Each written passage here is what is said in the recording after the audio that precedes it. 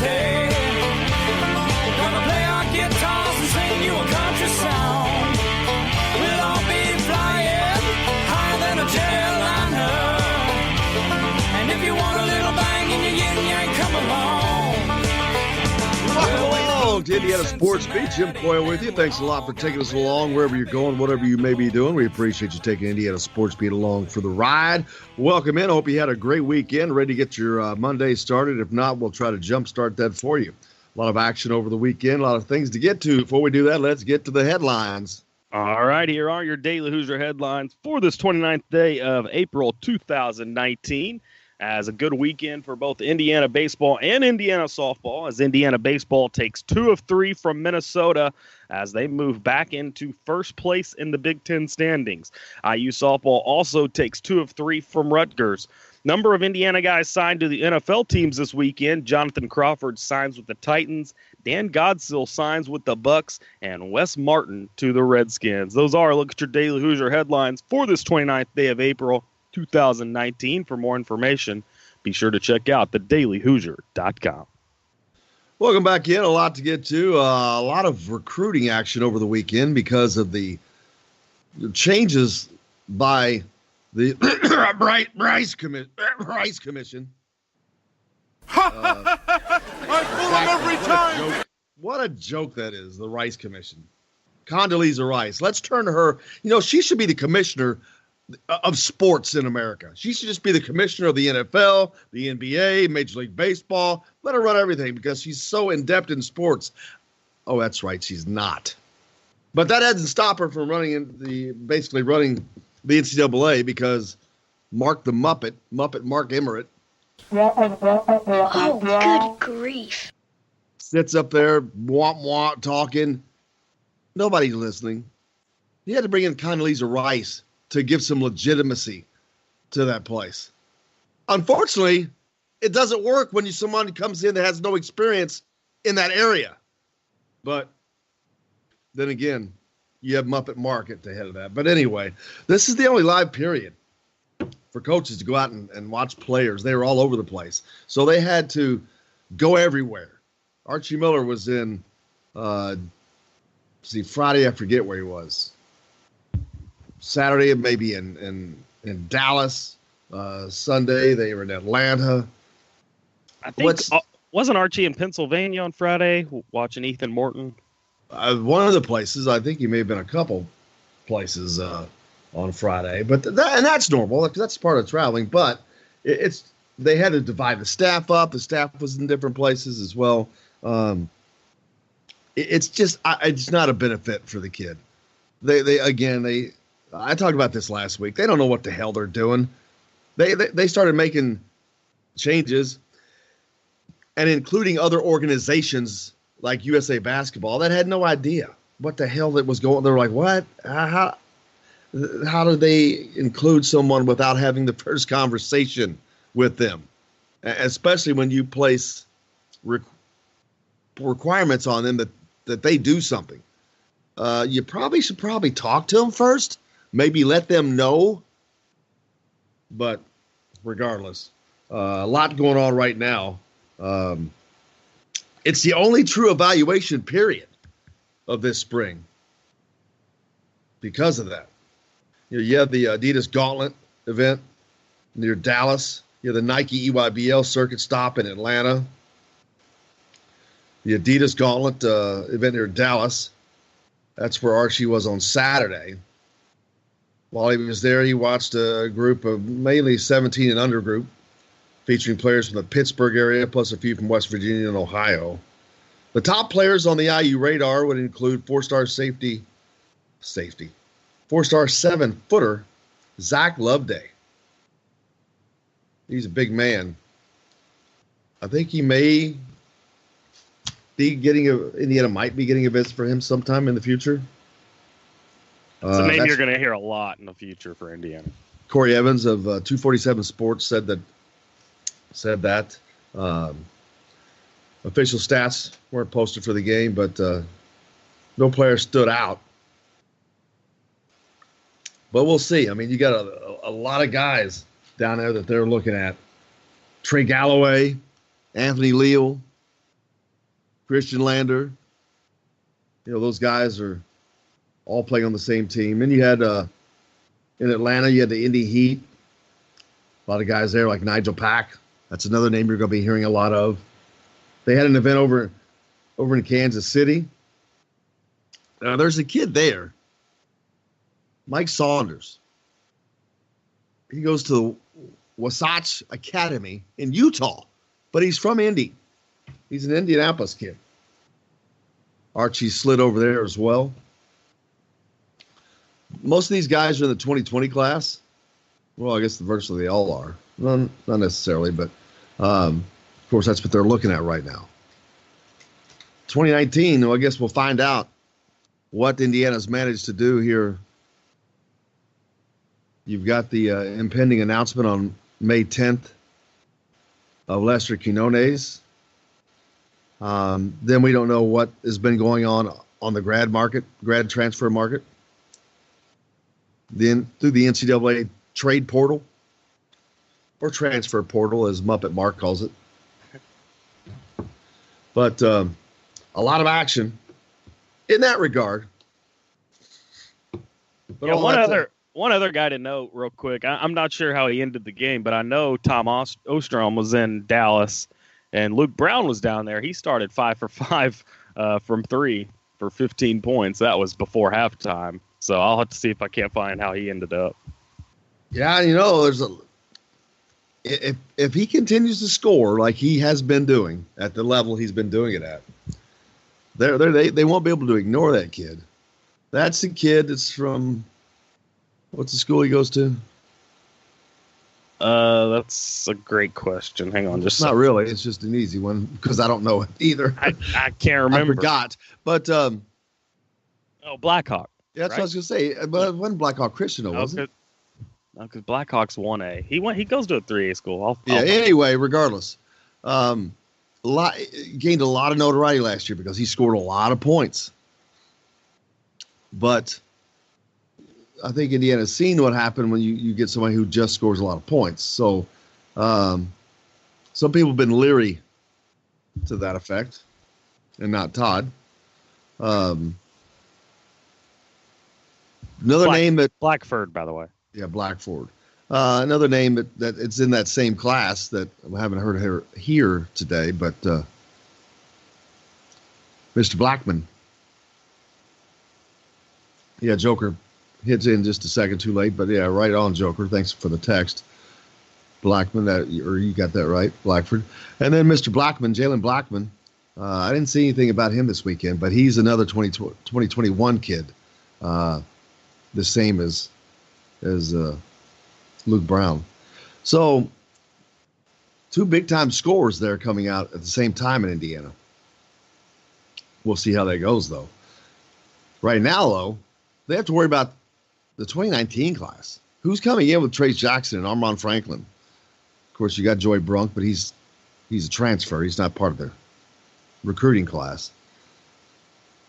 Are they going to go the grad transfer route? Or are they going to leave them blank? Yet to be seen. Yet to be seen. Yeah, and that's the thing. I mean, they have the opportunity to either fill those scholarships or they can bank them up for next season. I think the general consensus would have to be that you want to add pieces, especially, I know Indiana Nation's a big proponent of getting a shooter, which the team obviously needs. See if Lester Quinones doesn't fill that need. He's the only one, I think, in the 2019 class that you can hang your hat on at this point. Other than that, I think it's got to be transfers. I think they have to wait to see what he does. Yeah.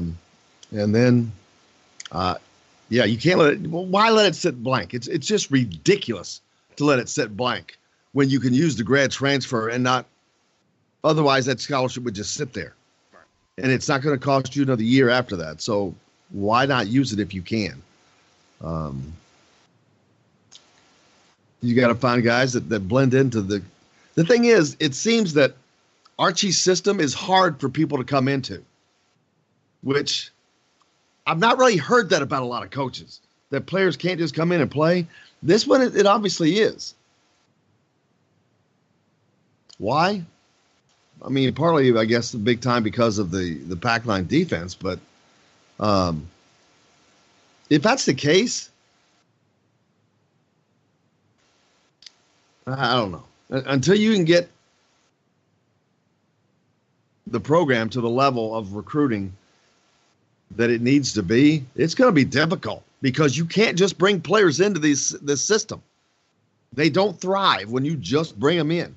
It takes an entire season, it seems like, for these kids to grasp this. So the only thing you could do with a grad transfer is bring in some guy that can just knock it out from shooting. And you're going to have to give up the notion of him picking up on everything until the latter part of the season. Are you talking about Evan Fitzner? Whom? That's exactly who you just described, Evan Fitzner. Bring a guy in who could shoot and take your losses when it comes to the defensive side. Unfortunately, the shooting part did not manifest itself. No. And so now you've got a guy who is not doing the one thing he was brought into for. And I don't know why. I'm not getting on Evan. I wasn't really talking about him, to be honest with you. I mean, it's funny you brought that up, but if the shoe fits, or I should say if the shoe fits Nur. Haha. But yeah, it seems like it takes these kids a minute to grasp. So you're going to lose them. You're not going to have them fully for 3/4 of that season. And if they don't have a special trait that offsets that, what's the point? So there's a reason why not to. I don't know. It's a weird deal. I've never seen a system, a quote unquote system, that is so hard to grasp in basketball. Well, I think it's only an issue with Indiana. I mean, you look at the other teams. I understand that. That's my point that I'm making. Right. Yeah, that's why it's so confusing to me. I mean, you look at Virginia, you look at Texas Tech. They both have that installed, and the guys know what they're doing. And Indiana's not that way. I don't understand it. Well, there's a lot of thoughts to that, but what are your thoughts? Hit us up on the text line, 812-269-6367. Thanks a lot for joining us. Hope you had a great weekend. We're coming to you, of course, from the Golf Club at Eagle Point Studios. Make sure you like or follow us on Facebook. You can catch us live each day on the dailyhoosier.com, indianasportsbeat.com, or thegruelingtruth.com. But, yeah, let us know what your thoughts are, because that's obviously a thing. And I don't know if spending so much energy and time trying to grasp that system affected Evan Fitzner's shooting. The system seemed to affect his shooting. I watched tape of him at St. Mary's, and he was always in the flow of the offense. Come down, knock down a three-pointer, bam. Always in the flow of the offense. Everything was in the flow. There was no flow at Indiana for him. And I'm not blaming him, but there was no flow. It was very disjointed when he was in this particular offense. You think that's a product of the offense or just the questions abound? Differences? Questions abound. There's obviously an impact being made. Why is the first question. And the results on the court also beg the questions. We'll see, but the recruiting has got to take an uptick. It's got to have an upturn. And they've got to get into a rhythm where you've got the players coming in. And, of course, that takes time. But season number 3 is a telling season. And I believe that inroads must be made next season. And we'll see if that happens. Hey, we got a lot coming up on the program today. We're going to talk a lot more about Indiana recruiting, Indiana baseball. What a weekend they had. Holy man. wow, I saw one of the most improbable endings to a baseball game. It was incredible. Look forward to talking about that. Nick Baumgart to join us. We'll talk a little bit about the recruiting with Nick. There's a kid down in the Evansville area that a lot of people haven't really talked about that probably will be soon. We also had the great opportunity to talk to Lily King last week, and for those of you that missed it, we'll have the replay coming up next as well. So stay tuned. There's a lot more coming up here on Indiana Sports Beat. We'll be back with more right after this.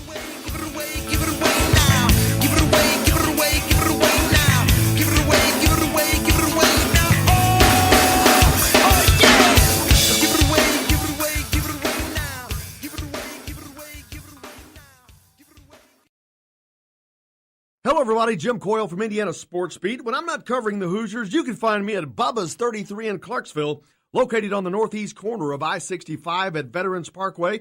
Bubba's 33 has hand-tossed pizzas, bold burgers, and ice-cold beer from a select list of local craft brewers.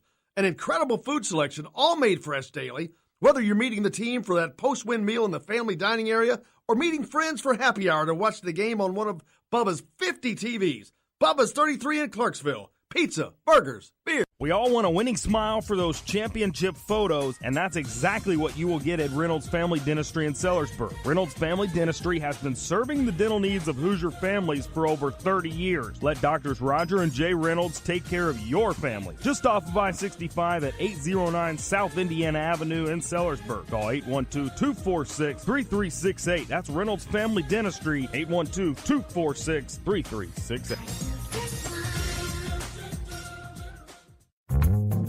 Many medicines used to treat colds and flu contain acetaminophen, a pain reliever and fever reducer found in hundreds of over-the-counter and prescription medicines. But taking too much or more than one medication containing acetaminophen per day can damage your liver. So always read the label and don't take acetaminophen if you drink 3 or more alcoholic drinks every day.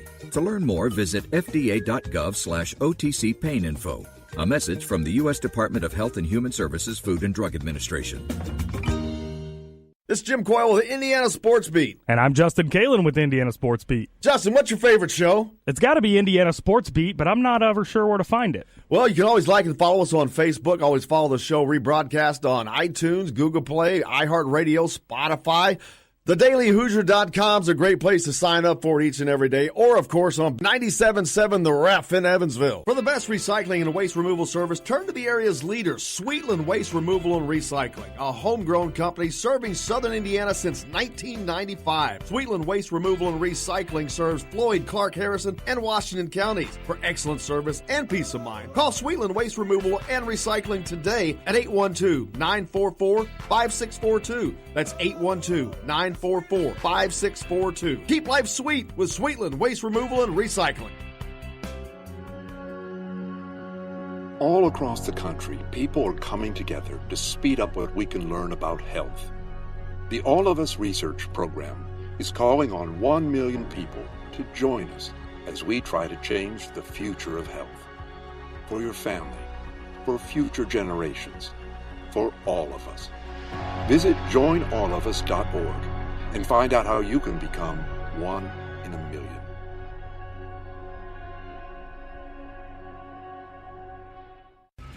All right, crew, let's get her dug.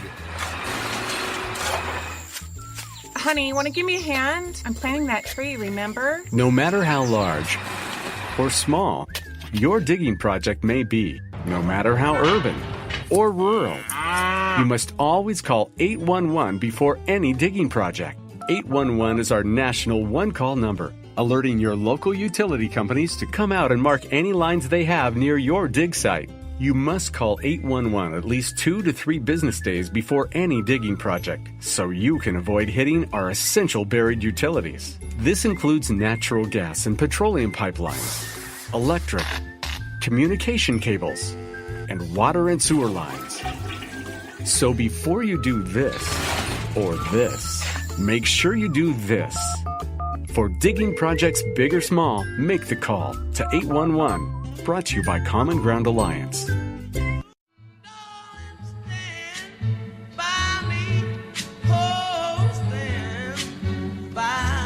Welcome back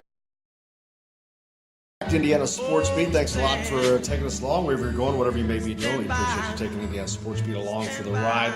And we could not be any prouder or excited to welcome Lily King. Lily, thank you so much for joining us today. Yeah, absolutely. No problem. Obviously, anybody who knows anything about Indiana University or sports in general knows who Lily King is now. First of all, what is that like going from being a little girl from Evansville to the world knowing who Lily King is? It was kind of weird at first. You know, it's kind of what I always wanted to happen. You know, you're a little kid, you always want to be famous. But it was strange when it happened just because it was so sudden for me. It was really quite overnight that I guess acquired this fame that I now have. But yeah, I mean, it's cool. I roll with it, and I'm not too famous. I still can blend in with the crowd, so it's not too bad. When did the thought of the Olympic dream become a reality? This is something I can possibly do. When did that first set in with you? I was probably about 16. I had just won junior nationals, and I broke the national age group record, which was essentially the American record for the 16 and under age group. And I think that was kind of the moment I realized that, hey, like maybe, you know, I've swam faster than all the other people did before me, so maybe I can make the Olympic team. So it was pretty early on, I'd say. And how does a girl from Evansville, Indiana, become an internationally recognized face, a gold medalist at 19? You were 19, and I'm looking at that going, today, I don't know that I can handle that. Yeah, I worked my butt off, and just, my mindset was just keep beating the next person, and then, luckily I ran out of people, so, yeah. Well, speaking of running out of people, what's it like replacing Don Mattingly as the most famous person from Evansville? I wouldn't say I'm more famous than Don Mattingly, but if people are saying that, I guess that's pretty satisfying. When did the Olympic dream go from not just a dream to becoming a reality? When you do realize, hey, I am in this and I have a legit shot here. Yeah, I think it was probably the morning of my prelim race at the Olympics. Actually, I was surprisingly calm. Going into trials and even at trials and before we got to the Olympics, I was like, okay, it's fine. Like, I'm supposed to be here. It's just another swim meet. And then I think the morning of my prelim race of the 100 breaststroke, I kind of was like, oh God, wait, I'm at the Olympics. Like, this is real. But it hit me real late. How do you deal with nerves at such a stage? We're not talking about just some meet at Evansville High School or Wrights or Memorial or wherever. This is the stage. There's no bigger stage in the world ever. How do you deal with nerves in a situation like that? I really just thrive on the pressure. So if I'm nervous, that's good. Probably the more nerves I have or the more pressure that's on, the better I'm going to swim. So I definitely thrive in those pressure-filled situations. You become this instant sensation with your success at Rio, with your confidence that you just talked about, even though I guess you used your nerves to use that confidence, but also the finger wag and all of that. And all that stuff just comes full circle with all that attention. Were you expecting that, ready for that? I wasn't ever even planning on I guess speaking out against doping. But it all kind of happened, and I don't quite think I realized the magnitude of it until I probably got home from the Olympics. Because, when you're at the Olympics, you're kind of, you're very sheltered, and you kind of just do your normal routine. You swim, you go back and eat, and then you sleep, then you go back and swim. So I don't think I quite realized that everybody knew what I did at the moment. It was honestly, it was crazy. And it had nothing to do with bravado or any of that. It was all about the thing you just talked about. It was about doping. And I know that is a very, very important thing to you. Talk about the importance of that. Yeah, it's so sad that I even have to say that, we have to take a stand against doping, because why should I? It should be real, that cheating is bad. Like, why do I have to say that? But I think a lot of people are kind of afraid about the consequences of what they might do if they speak out, take a stance on something. But that's just not me. So I thought I was wrong, so I said something, and here we are. And becoming as successful as you did, winning gold medals, does that become a responsibility, an unwanted but a necessary responsibility of those of you in the sport who succeed to be that person that holds that torch against the anti-doping? Yeah, definitely. the people who are on top have the voice, and people listen to us. We have the platform. So, and I've experienced it firsthand, being beaten by Doper, and I've had friends who have missed out on Olympic finals, friends who have, missed out on medals. And it when you're a professional athlete, that's your livelihood. And if people aren't, doing it the right way, it can really, really ruin some people's lives. So, it's just sad to see that it's still happening. But if I need to be the person to say something, I will be. Will it ever get better? I hope so. Not recently, a couple months ago, I actually went to DC to go to this White House anti-doping summit, which was pretty cool to see. We just had a lot of representatives from delegations around the world, anti-doping representatives and athlete representatives from several countries. When we kind of got together and spoke about, what's wrong, like what can we fix about, doping right now and with the World Anti-Doping Agency. So it was pretty cool to see that come together, and hopefully we can get something done. And we talked about, going from a girl in Evansville to the grand stage of the Olympics. Now we're talking about the White House. Yeah. Does it continue to say, wait a minute, is this really happening? That one was crazy to me. I got a text like, hey, you want to come to the White House for this thing? I'm like, wait, what? Like, you don't just get invited to the White House, So presenting that to my coaches was interesting. Hey, can I miss practice tomorrow? Where do you go? I'm going to the White House. Oh, what?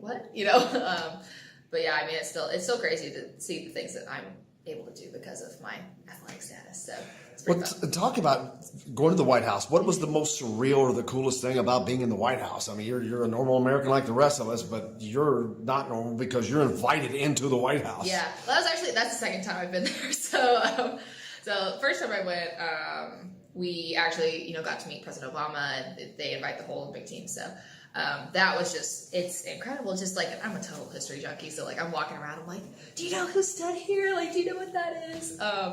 So I mean, just like being in the White House is just so cool in general. And then you get to meet the president on top of that. So that's just even crazier. But yeah, it's pretty wild. And you talk about being a history buff. You could have gone pro instantly and took the dollars and gone on, but you didn't. You came back to school to Indiana University. It seemed like that was pretty important to you. Yeah, definitely. At the time, swimmers weren't really going pro before they finished their eligibility. So I figured, I might as well stick around and get my degree, because there's absolutely no way I would have finished school if I had gone pro. I just never would have gone back. So I think that was a big thing for me, was, getting my degree and finishing school. And I also signed on to swim for IU for 4 years, and I didn't want to, take that away from my coaches and my team. So finishing out my season, my eligibility was pretty important to me. If you look at a lot of other sports, most athletes don't have that take that I signed on for 4 years. I mean, that's refreshing, and it's a throwback to hearing an athlete say that. But how proud are you that you are in that ilk? It's cool, and swimming is different because I'm still here. I'm still training with the team, and I will be for the next for however long I'm here, 4 years or whatever. But yeah, I mean, it's cool to see, and I'm proud of myself for being able to stay for 4 years and not being greedy and saying, oh, I can just go take the money, because that's not why I'm in the sport. That's not what it's about. You talked about staying and how important that is, and stay you did. 8 NCAA championships, and more importantly, a Big Ten championship for Indiana, the first in 7 years. Mm-hmm. Talk about the importance of that to you. Really this year was just kind of the icing on the cake for me. In terms of not going pro, I wanted to go 8 for 8. No one had ever done that before, in my event. So that was really important to me. And then to win the conference title was it was so cool. But I was actually, this is actually really kind of funny. I was looking back at the points, and they would have won if I hadn't even scored. So really they didn't even need me. But it was just an experience like I never had before. I'd never been on a winning team of any sort, club team, high school. We very rarely win dual meets even here. So, to see the girls pull out the win and do it at home was pretty cool. Well, maybe you did affect them, whether they needed your points or not. Maybe it's because they knew Lily King was in the water that they didn't. They're just like, hey, why are we even showing up here? I don't know. Maybe. And talk about history again. You've sewn yourself into the fabric of Indiana's athletic history, period. Not just swimming, but their Olympic history, and they have some great history. Some guy named Mark Spitz did kind of well here a long time ago. Yeah, definitely. Fun fact, Mark Spitz and I have the same birthday. So, one, I'll never be the most famous swimmer with my birthday, and two, I'll never be the most famous swimmer from Indiana, or most successful with my birthday.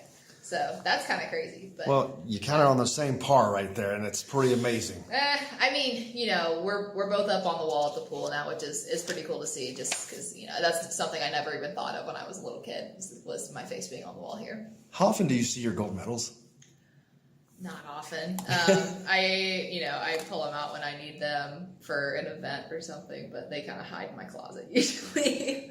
And when you do that, when you say, I've got an event, they want me to bring the medal, so you go get those. But when you pull those back out and look at that and see the hard work, the being clean, being a clean athlete, competing against doping athletes and all that went with all that, what does that mean to you just to sit there and by yourself in your room, maybe your old bedroom at home, and you pull them out of the closet and you look at that? What does that mean to you? Yeah, it's wild. Honestly, I'm amazed at how heavy they are most of the time. I mean, they're so heavy, it's insane.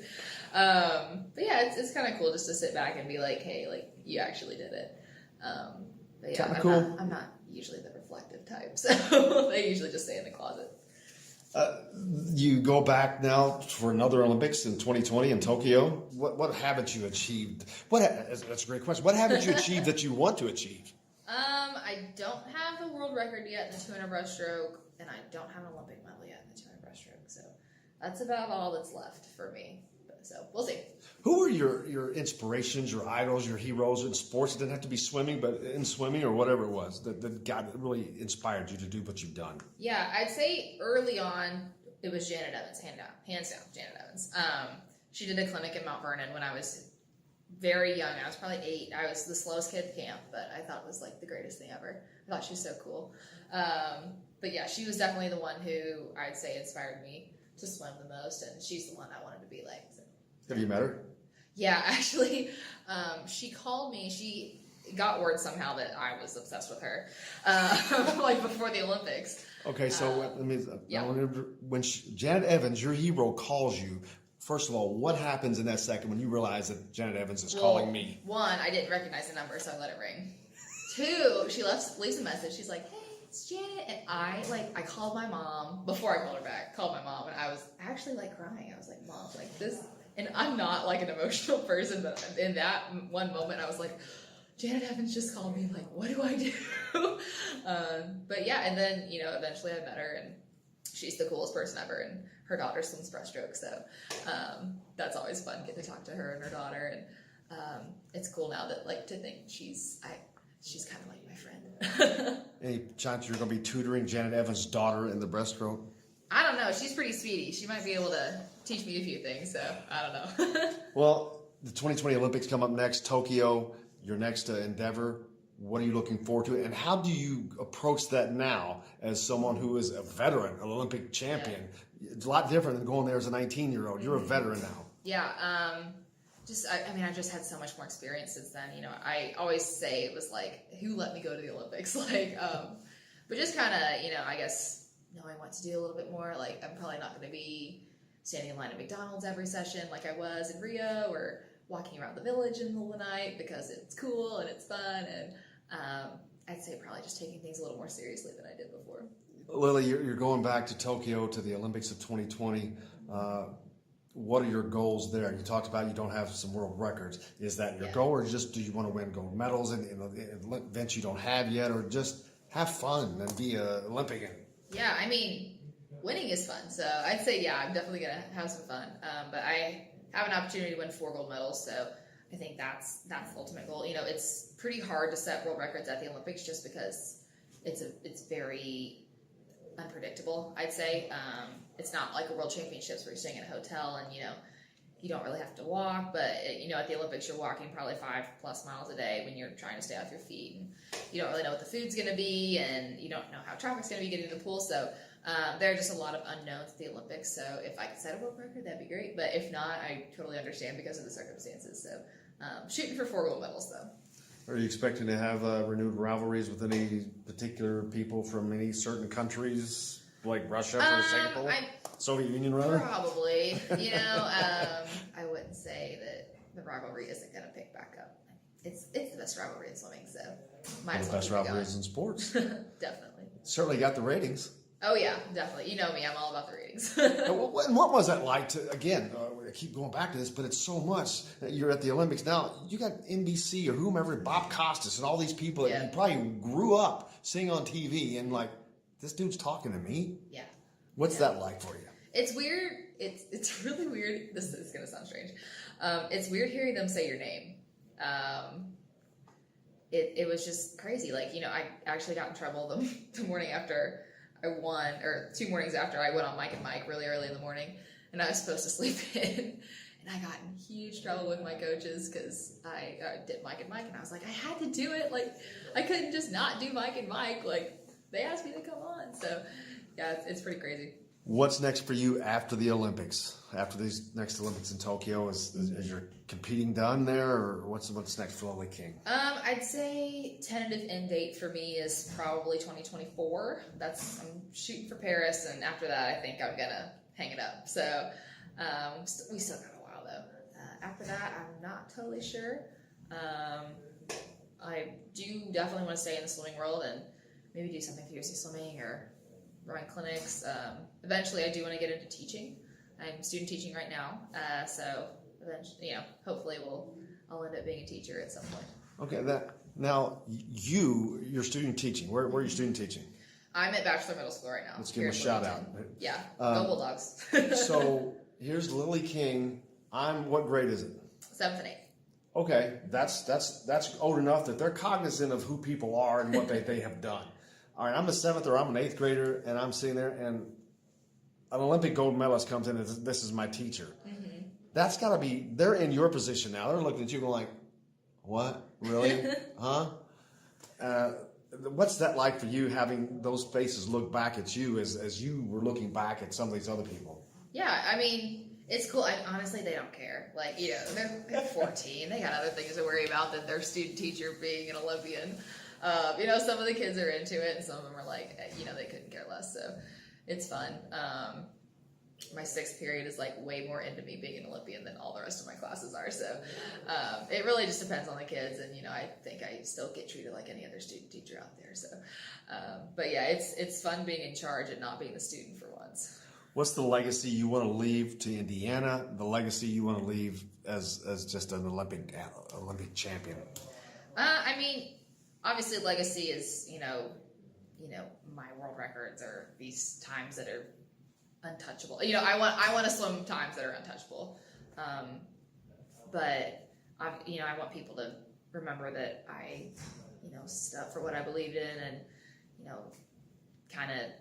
I just spoke my mind and I was myself. And I'd say that's definitely what I'm most proud of. And do you want that to inspire other girls, or it doesn't have to be girls, but other girls to achieve the dreams that you chased and succeeded and caught? Yeah, definitely. I mean, there are a lot of people out there that are like me that are, loud, sometimes obnoxious, a little cocky, and that's okay. I think a lot of times that's discouraged and that's considered unsportsmanlike, but that's sport. That's what it is, and I think it should be encouraged, and I think a lot of times it's not, which is kind of sad to me. But yeah, I mean, that's definitely a legacy I would like to leave behind. Lily King, I cannot thank you enough. It's an honor for us to have you here. Congratulations on all your success, and good luck in all your future success that I know you'll be having. Thank you so much. Thank you. Hey, make sure you stay tuned. We got plenty more coming up here on Indiana Sports Beat. Great hearing Lily King there. We are going to be talking to Nick Baumgart later in the program.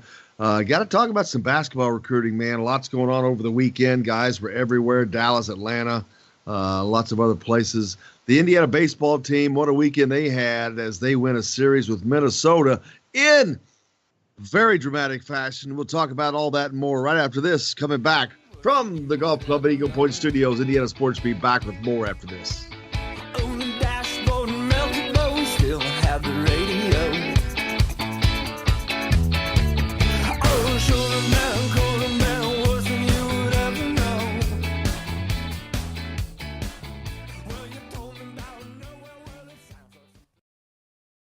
Hello, everybody. Jim Coyle from Indiana Sports Beat. When I'm not covering the Hoosiers, you can find me at Bubba's 33 in Clarksville, located on the northeast corner of I-65 at Veterans Parkway. Bubba's 33 has hand-tossed pizzas, bold burgers, and ice-cold beer from a select list of local craft brewers. An incredible food selection, all made fresh daily. Whether you're meeting the team for that post-win meal in the family dining area or meeting friends for happy hour to watch the game on one of Bubba's 50 TVs. Bubba's 33 in Clarksville. Pizza, burgers, beer. We all want a winning smile for those championship photos, and that's exactly what you will get at Reynolds Family Dentistry in Sellersburg. Reynolds Family Dentistry has been serving the dental needs of Hoosier families for over 30 years. Let Doctors Roger and Jay Reynolds take care of your family. Just off of I-65 at 809 South Indiana Avenue in Sellersburg. Call 812-246-3368. That's Reynolds Family Dentistry, 812-246-3368. Many medicines used to treat colds and flu contain acetaminophen, a pain reliever and fever reducer found in hundreds of over-the-counter and prescription medicines. But taking too much or more than one medication containing acetaminophen per day can damage your liver. So always read the label and don't take acetaminophen if you drink 3 or more alcoholic drinks every day. To learn more, visit fda.gov/OTC pain info. A message from the U.S. Department of Health and Human Services Food and Drug Administration. This is Jim Coyle with Indiana Sports Beat. And I'm Justin Kalen with Indiana Sports Beat. Justin, what's your favorite show? It's got to be Indiana Sports Beat, but I'm not ever sure where to find it. Well, you can always like and follow us on Facebook. Always follow the show rebroadcast on iTunes, Google Play, iHeartRadio, Spotify. TheDailyHoosier.com is a great place to sign up for it each and every day. Or, of course, on 97.7 The Ref in Evansville. For the best recycling and waste removal service, turn to the area's leader, Sweetland Waste Removal and Recycling, a homegrown company serving southern Indiana since 1995. Sweetland Waste Removal and Recycling serves Floyd, Clark, Harrison, and Washington counties. For excellent service and peace of mind, call Sweetland Waste Removal and Recycling today at 812-944-5642. That's 812-944-5642. Keep life sweet with Sweetland Waste Removal and Recycling. All across the country, people are coming together to speed up what we can learn about health. The All of Us Research Program is calling on 1 million people to join us as we try to change the future of health. For your family, for future generations, for all of us. Visit joinallofus.org and find out how you can become 1 in a million.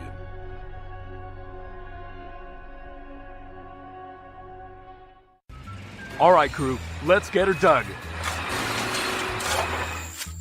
Honey, want to give me a hand? I'm planting that tree, remember? No matter how large or small your digging project may be, no matter how urban or rural, you must always call 811 before any digging project. 811 is our national one-call number, alerting your local utility companies to come out and mark any lines they have near your dig site. You must call 811 at least 2 to 3 business days before any digging project, so you can avoid hitting our essential buried utilities. This includes natural gas and petroleum pipelines, electric, communication cables, and water and sewer lines. So before you do this or this, make sure you do this. For digging projects big or small, make the call to 811. Brought to you by Common Ground Alliance.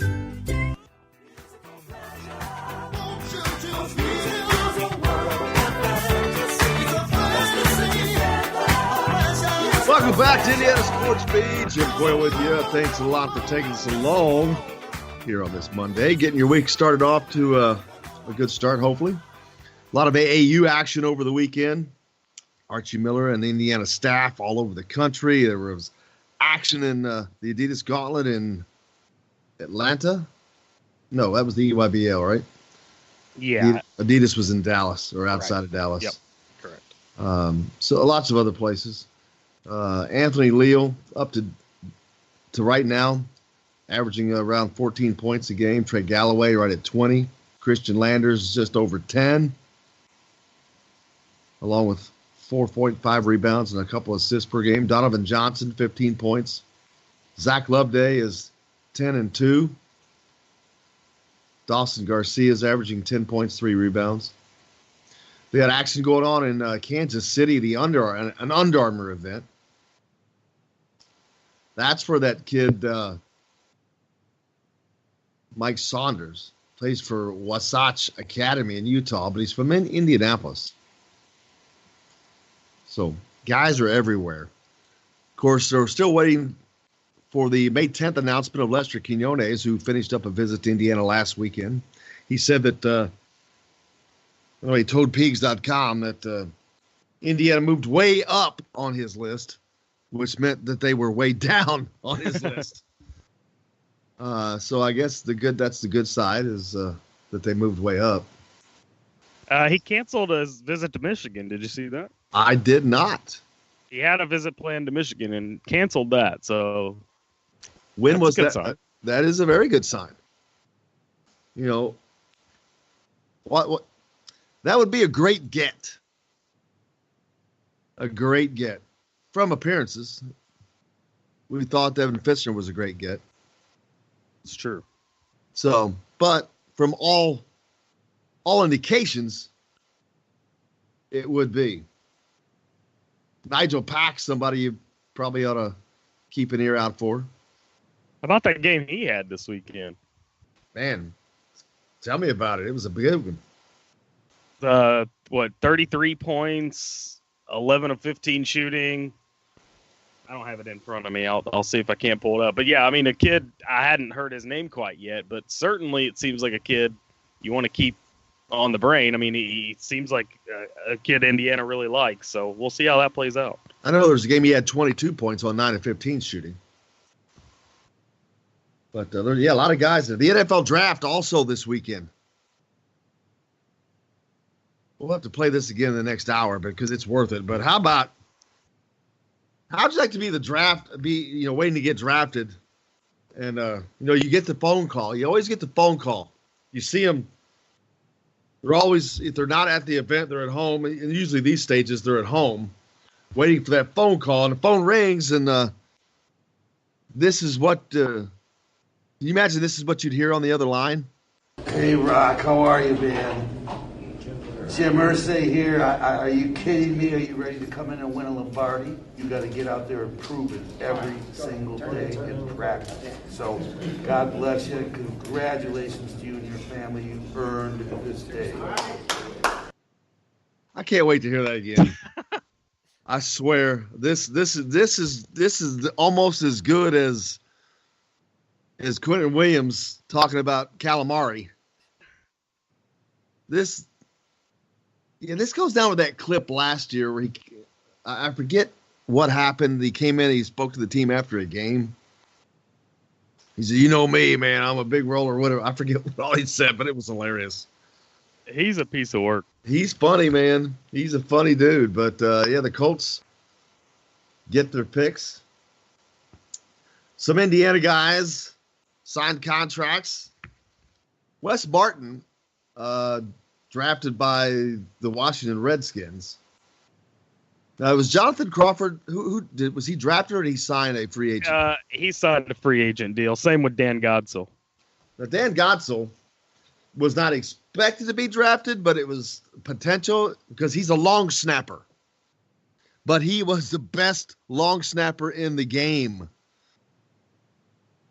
The dude's going to be making some bank. That's why I was kind of confused why he didn't get drafted. I mean, you saw going into the draft over and over that, Dan Godsell is considered the best long snapper in the draft. Because you don't waste the draft pick, man. You don't waste the draft pick on a long snapper. But not one team wanted to waste that pick in, say, the 6th or 7th round when they pretty much got all the core guys they need. No, they did not, obviously. Yeah. It was baffling to me. But here's the great thing. What's his minimum contract going to be? I think the NFL minimum is what, $500,000? $500,000. You know what you gotta do? Snap this ball 4 or 5 times a game. That's it. Get off the field. Oh, come out and prove yourself in camp and actually make the team. You'll get more than that. Well, that's what I'm saying. You'll get more than $500,000. He probably plays special teams. I'm just saying, I'll take the $500,000. All he has to do is let them snap the ball 4 or 5 times a game. But I mean, you wanting to take the $500,000 and Dan Godsill, who had hopes of an NFL career, I'm sure throughout his entire childhood, is different money. I mean, I'm sure he's going to be happy with it too. I'm not saying he's not going to be happy with the money. You think he expected more? If I had pro aspirations, absolutely. With the money these guys make these days, absolutely. But wait a minute. You know that you're a long snapper, and you know what long snappers make. So why would your expectations be higher than what the reality of the situation is? My expectations could be way out of line. But well, they I mean, are. I'm just trying to understand them. He knew going in, hey, I'm a long snapper.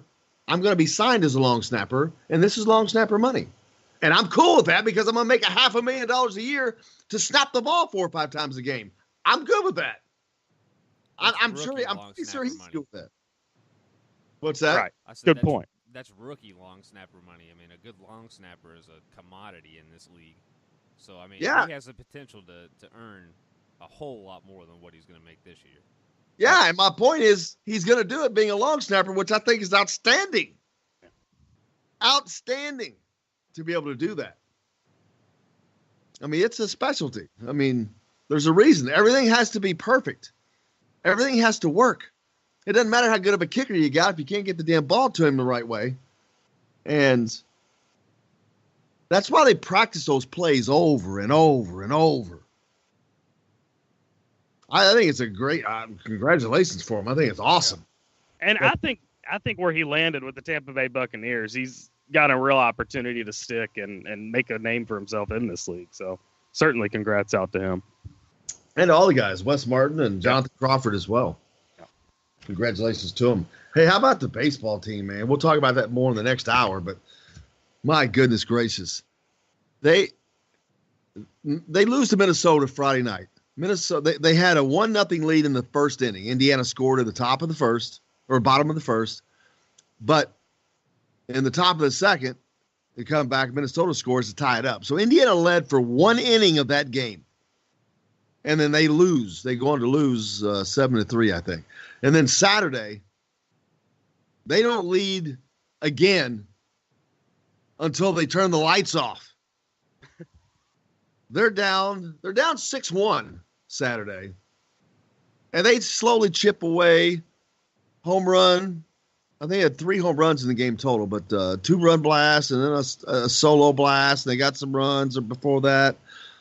And then all of a sudden, here we are. We're in the 9th inning. Like, watch out. You know, potential tying run at the plate. Oh, potential tying run on first. Now on second. Hey, a potential winning run's at the plate. Now with 2 outs and a 3-2 count. Boom, and lightning strikes. Matt Lloyd goes boom, baby. You talk about boom goes the dynamite. He hit that ball, and it was a no-doubter instantly. I'm like, you just knew it was gone. A 3-run walk-off home run. They don't lead, and they hadn't led since the first inning of the game the day before.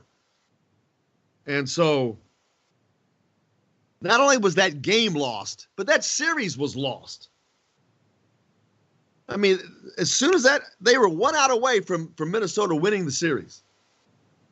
Boom, lightning strikes. Indiana wins the game. Very improbable 3-run walk-off home run. Then they come back the next day, and that just carried over.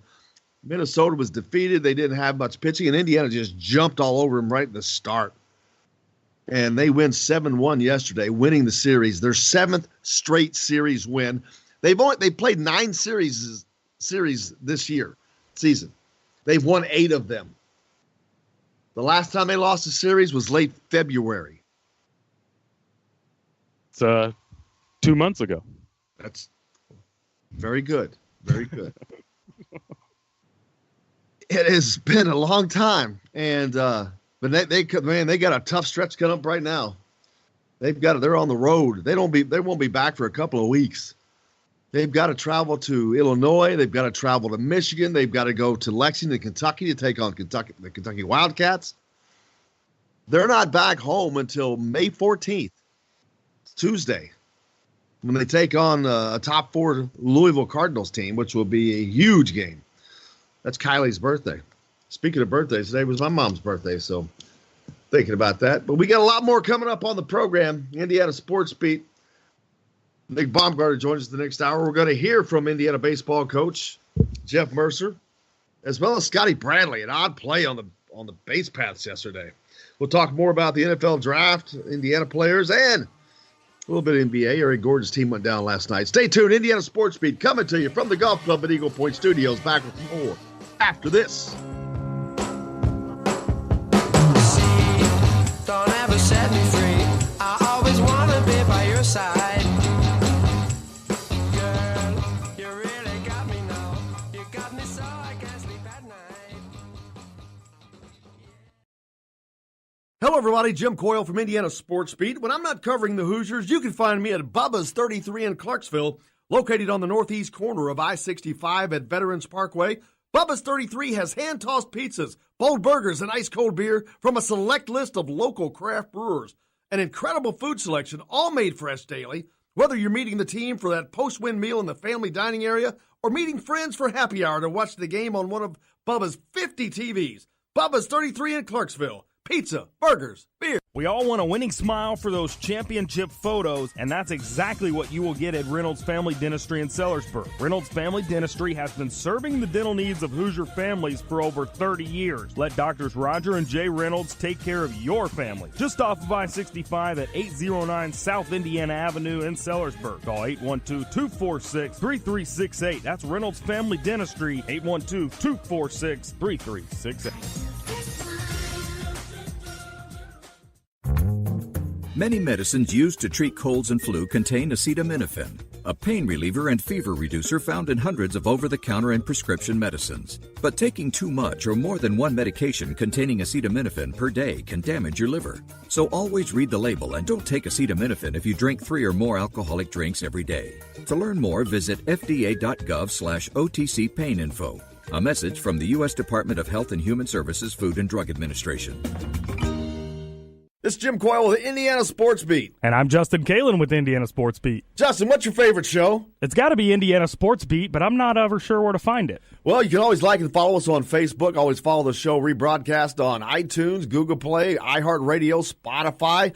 TheDailyHoosier.com is a great place to sign up for each and every day. Or, of course, on 97.7 The Ref in Evansville. For the best recycling and waste removal service, turn to the area's leader, Sweetland Waste Removal and Recycling, a homegrown company serving southern Indiana since 1995. Sweetland Waste Removal and Recycling serves Floyd, Clark, Harrison, and Washington counties. For excellent service and peace of mind, call Sweetland Waste Removal and Recycling today at 812-944-5642. That's 812-944-5642.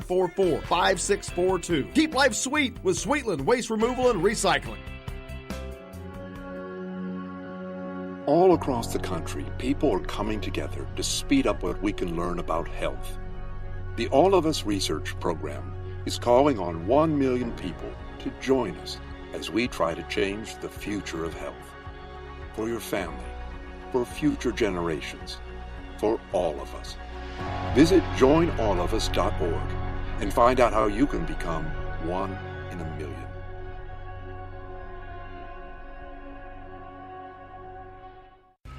All right, crew, let's get her dug. Honey, want to give me a hand? I'm planting that tree, remember? No matter how large or small your digging project may be, no matter how urban or rural, you must always call 811 before any digging project. 811 is our national one-call number, alerting your local utility companies to come out and mark any lines they have near your dig site. You must call 811 at least 2 to 3 business days before any digging project, so you can avoid hitting our essential buried utilities. This includes natural gas and petroleum pipelines, electric, communication cables, and water and sewer lines. So before you do this or this, make sure you do this. For digging projects big or small, make the call to 811. Brought to you by Common Ground Alliance. This hour is brought to you by Sweetland Waste and Removal Service, a homegrown company serving southern Indiana since 1995.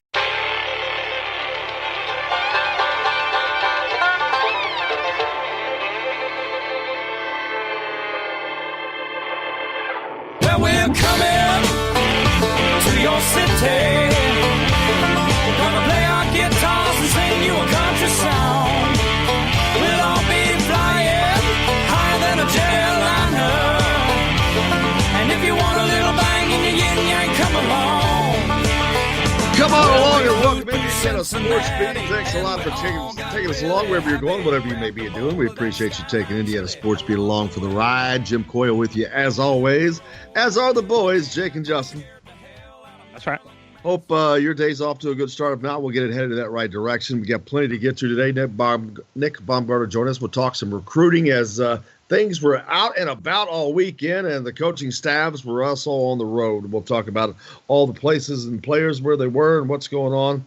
A lot to get to. Indiana baseball, the huge win. We'll hear from some of the principals in that as well. Let's get to the headlines first. All right, here are your Daily Hoosier headlines for this 29th day of April 2019.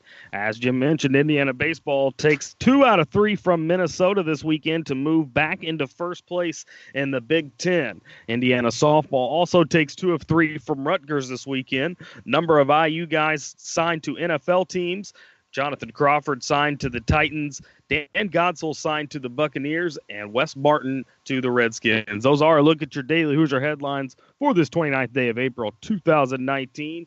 For more information, be sure to check out thedailyhoosier.com. Hey, lots going on in the world of recruiting as with only one live recruiting period in the month of April. It was all systems go this weekend for Archie Miller and staff. We'll talk about that and the places they were: Atlanta, Dallas, Kansas City, all over the place, checking guys out. We'll talk to them. Also, the Indiana baseball team, what a big weekend they had. Man, they've only lost one series this season, and that was at Tennessee back in late February. That was the second series of the season. But they haven't lost since then in series-wise, and that's 7 straight as this weekend. They came close. Minnesota had it. I mean, you can't be any closer to winning a series in a game than they were. As Minnesota wins the first game Friday, 7-3. They led the game was tied in the second, and Minnesota led for the rest of the way out. And then they led the entire second game on Saturday, right up until that 2-out, 3-2 count bomb delivered by Matt Lloyd, a 3-run shot, walk-off home run that just, you talk about snatching victory from the jaws of defeat. That was it. And I mean, in a dramatic way. My goodness. I'm talking the thing, man. This is the deal that you did when you were a kid. I did it when I was a kid 100 times over. It's the bottom of the ninth. It's a 3-2 count. There's 2 outs. There's 2 men on, and you're down by 2. The only thing he didn't do is point. That's about the only thing he didn't do, because I got to tell you, he hit that daggone ball. It was like watching The Natural when he knocked the cover off of it. He hit it that hard.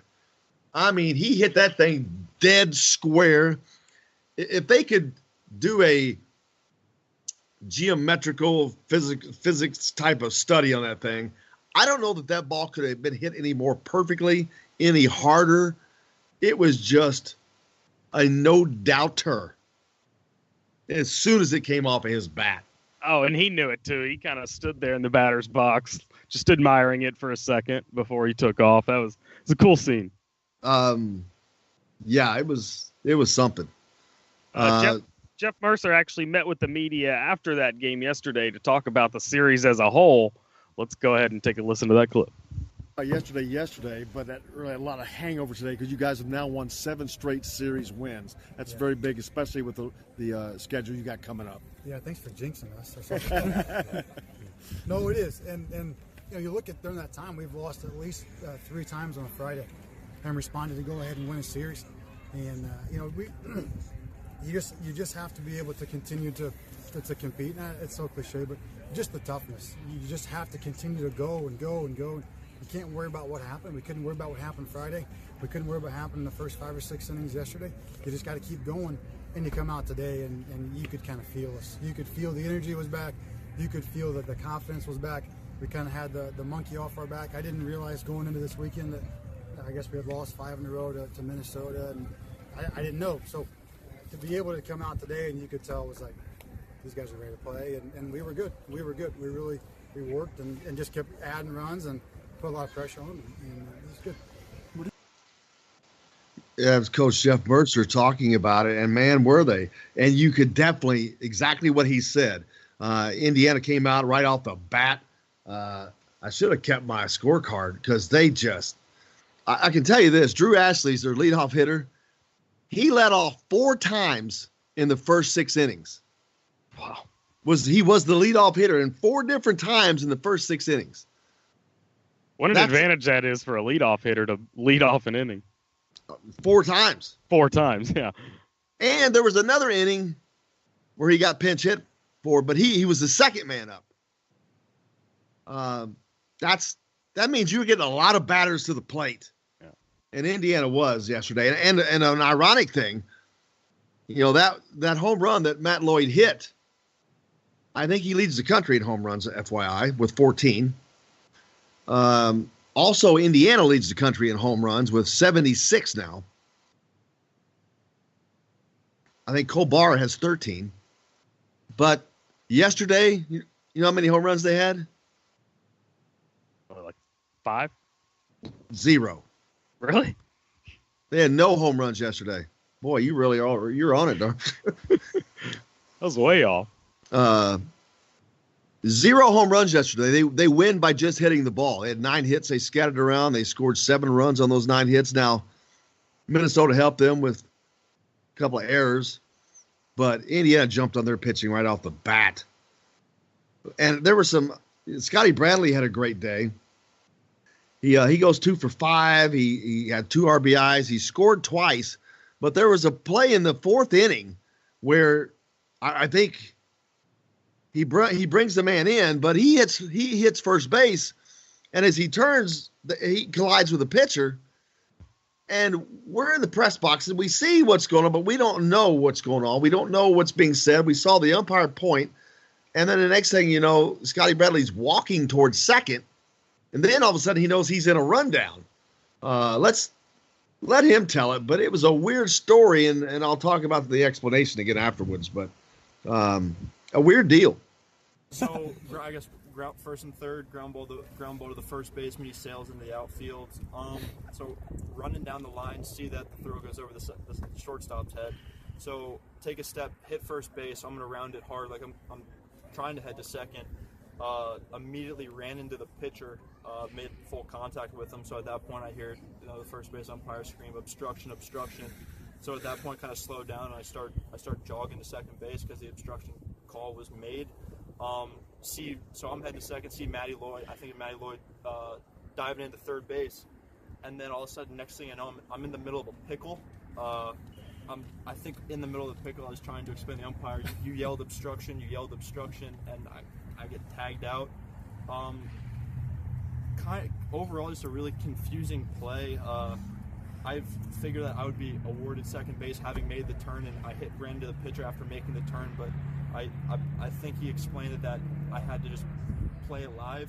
So even though the obstruction call was made, you have to play it straight up. And I think what I heard was if I had continued to run really hard into second base and was out, I would have been awarded second. But the fact that I just kind of slowly made my way over there and got in the middle of a rundown, then for some reason it wasn't awarded to me. So I don't know. It's just a lesson learned for me. It just doesn't matter what the call. Just play the game live, and then whatever happens after the play is done with. Whatever happens at that point. So just kind of a learning lesson for me. And the team for the future going forward. Scotty Bradley, and that's he's right about that. That's the greatest thing. It's a lesson learned. Just go hard all the time. But that was the dumbest call I've ever seen in my life. And the explanation was he was interfered with, and the umpire calls interference apparently out loud. But he didn't run hard enough to second after the interference, was the explanation. I'm like, what? There is no running hard enough. What the hell is that? I mean, I think a majority of baseball players would have done the exact same thing in that situation, especially if you hear the umpire say or call whatever he called it. I mean, it's unbelievable. I would have jogged a second too. And actually, if you want to be truthful, to me, that's like an inadvertent or an inadvertent whistle or a whistle in football. Yeah. That should have killed the play dead. Yeah. He made a call. The umpire makes a call, interference. He pointed. If you're at the game, you can see he pointed at the same time when he said it. Interference, dead. To me, that's a dead play. You're making a call right now. You don't make a call in the middle of a live in baseball. There is no call in the middle of a live play that affects the play but does not stop the play. Yeah. But it didn't hurt Indiana yesterday. But if they weren't up by the way they were, that could have dramatically changed the game, because I think there were at least 2 guys on when that play happened. I'd have to go back, like I said, to the scorecard and look. The bases could have been loaded for all I know, but that could have dramatically impacted the game. It was just a weird deal. I assume Scotty was closer to first when he made contact with the pitcher. Yeah, he had just rounded first. So, I mean, at that point, I think if anything, you do stop it, put him at first. Let's move on. I mean, don't let the guy get in a rundown. There's never been a call in my life on interference that what you did after that matters. Right. Yeah, exactly. It's that does not change the call. The call was made. Boom. You call interference, bam. That's it. That ends that play. Yeah. You're automatically awarded second base at that moment, not for what you do after that. I mean, this is not the NBA. There's not continuance. All right, Scotty, you can have second, but you got to earn it. Yeah, it was just. And the fact that the umpire, that is the explanation he gave to the coach afterwards. I didn't play the cut of Coach Burscher talking about it, because when he was asked, he starts just shaking his head and laughing. And at one point he said, I thought I was talking a different language about a different sport. It was just funny. We'll hear from Coach Burscher later in the program as well. But, man, that was funny. But congratulations, Indiana. They're rolling, man. They're rolling. Hope they can keep it going as they're trying to not only win a Big Ten championship, but they're still in contention for hosting a super regional. Yeah. That would be phenomenal to have that at the BART. Phenomenal. Hey, we got Nick Baumgart coming up next. We're going to talk about some Indiana recruiting and some recruits. We'll get back to baseball in the segment after that. Also, we'll talk a little bit about the draft and the NBA. Eric Gordon's team went down last night to Golden State to start their series. But stay tuned. We got more coming back to you from the golf club at Eagle Point Studios. Indiana Sports Beat back with more after this.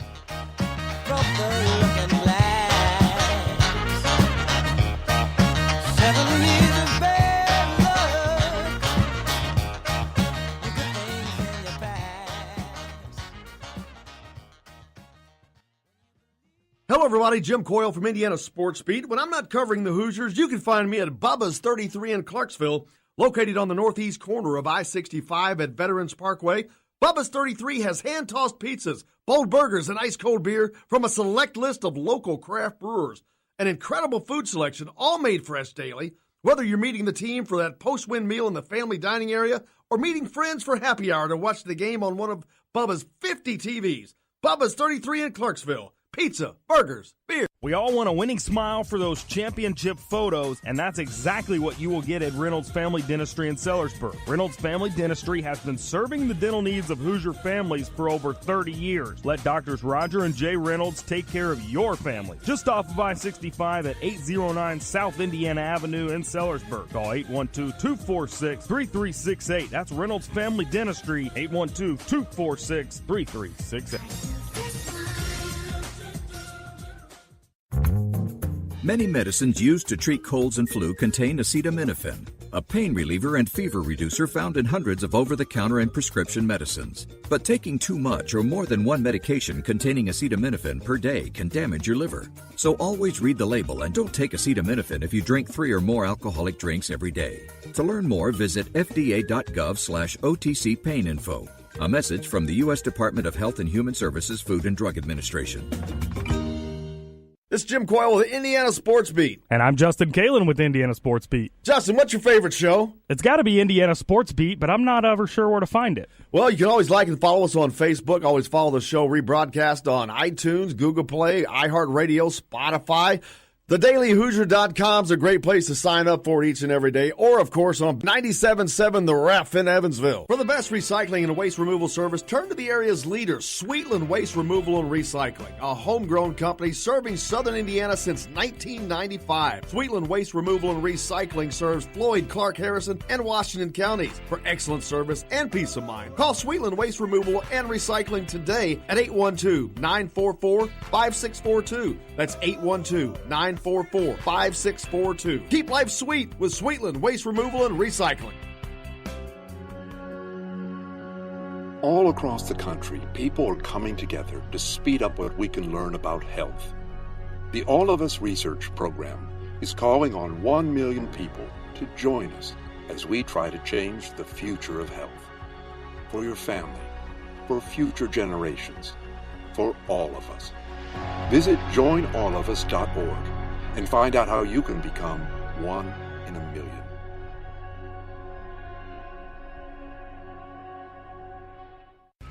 All right, crew, let's get her dug. Honey, want to give me a hand? I'm planting that tree, remember? No matter how large or small your digging project may be, no matter how urban or rural, you must always call 811 before any digging project. 811 is our national one-call number, alerting your local utility companies to come out and mark any lines they have near your dig site. You must call 811 at least 2 to 3 business days before any digging project, so you can avoid hitting our essential buried utilities. This includes natural gas and petroleum pipelines, electric, communication cables, and water and sewer lines. So before you do this or this, make sure you do this. For digging projects big or small, make the call to 811. Brought to you by Common Ground Alliance. Today's guest is brought to you by Reynolds Family Dentistry of Sellersburg. You need $1 million smile for those championship photos, and that's exactly what you'll get with Reynolds Family Dentistry.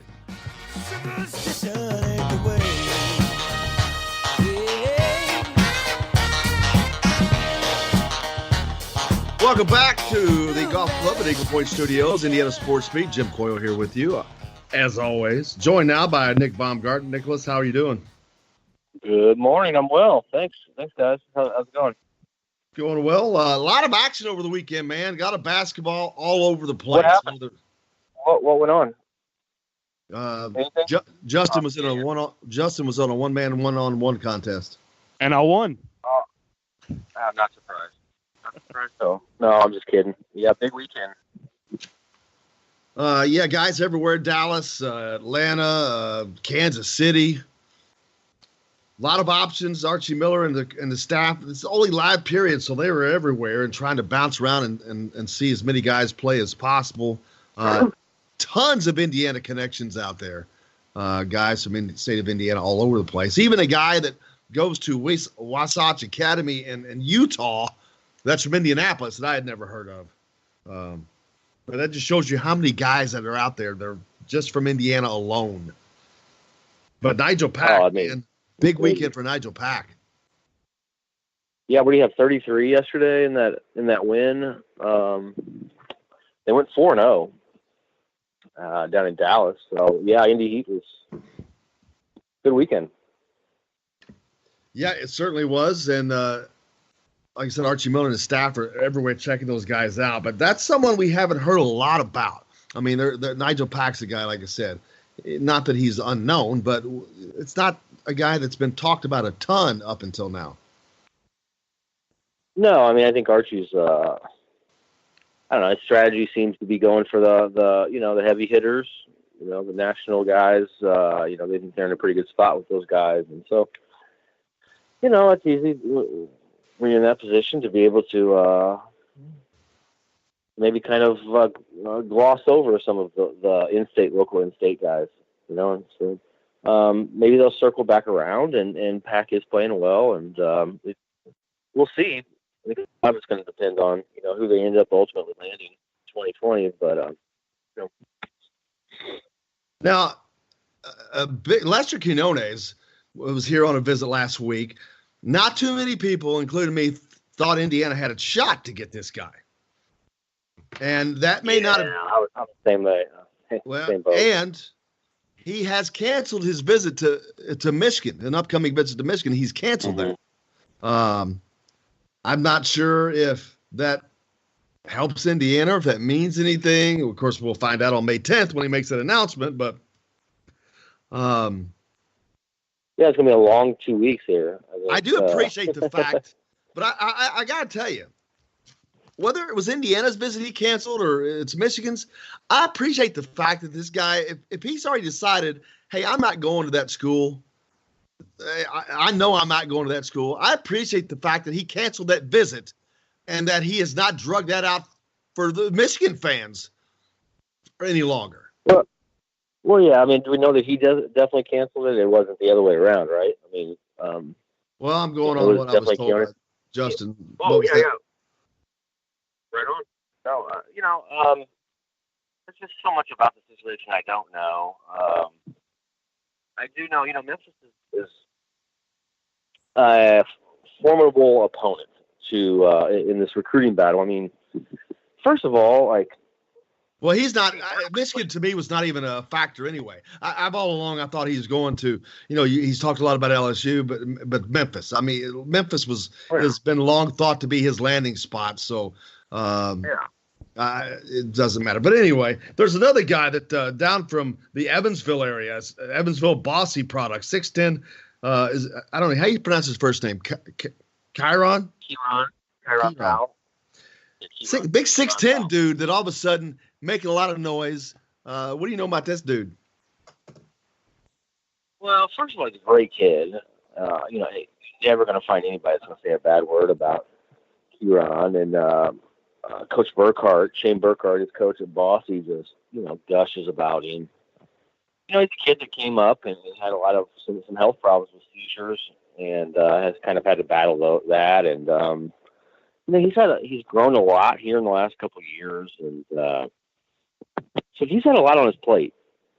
And great student, great person, and now he's starting to kind of see that success on the court. And watching him the last 2 years, watching him play the last 2 years, it's crazy how good he's got, how much better he's got. And I don't know that he's ever going to be like an offensive force, and I don't know that offense is ever going to be his calling card. But I mean, the kid's averaged 7 blocks a game since he showed up to play varsity basketball at Bossy. So, he's defensively, he's so long. He's 6'10" with about a 7'2" wingspan. So he's grown a lot. He's not showing a whole lot of offensive progress like on the court this weekend. He didn't. He only played 38 minutes. And he scored 9 points or something. And so, I got a little heat on Twitter because I had said the other day I would have liked to have seen Indiana be a little more involved with this kid, in the event that he blows up and he's somebody that we have to have. I know this week Purdue's coming in to see him today. No, Cincinnati's in today. Purdue's in, I think, tomorrow. And Xavier's got an in-home visit. So, he's got an offer from Kansas State. He's got 7 offers.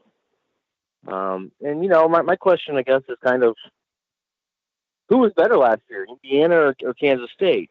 And I hear a lot from Indiana fans that about these players being not good.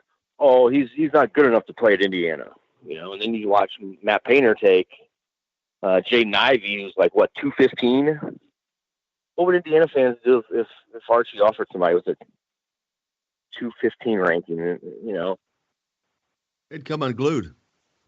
Yeah, and so Powell's like 250-ish.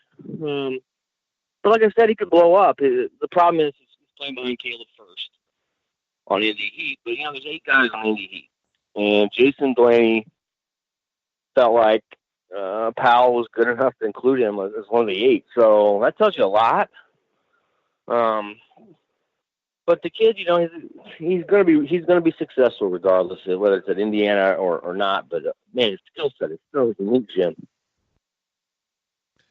Well, does it signal a change? Because in addition to Powell, who's a 6'10" kid, you've got 7-foot Zach Loveday, and that somebody they're looking at. Then you they just added Joey Brunk, who's 6'11". They'll be there for the next 2 years.